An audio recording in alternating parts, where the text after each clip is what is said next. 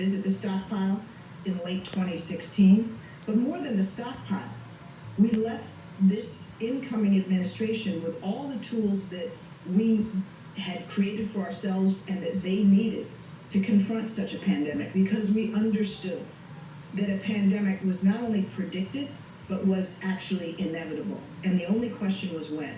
In 2014, President Obama warned the nation that this could happen. I established an office at the National Security Council in the White House purely for the purpose of tracking pandemics and outbreaks and biological threats. That office was disbanded in 2018 by the Trump administration.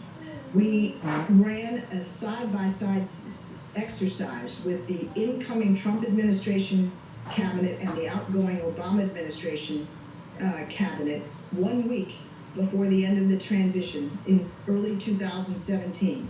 And that exercise was 3 hours long, and we went through 3 critical scenarios: a terrorism scenario, a cyber attack scenario, and a pandemic scenario, to alert them to this very real possibility and the priority we placed on it.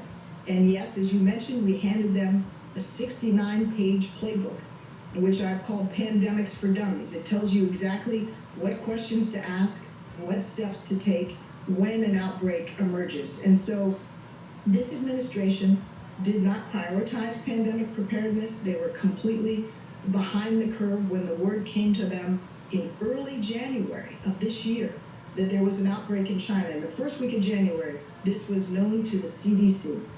And it was then briefed to the Secretary of Health and Human Services and the White House. That is the moment at which we ought to have been scrambling to get the testing kits that we needed created and deployed fully across the country. That's the moment where we should have said, okay, we know we're going to need more beds, more ventilators, more masks, more personal protective equipment than we have in our existing stockpiles, and then we have in our hospitals and healthcare facilities. Let's get out and source that material.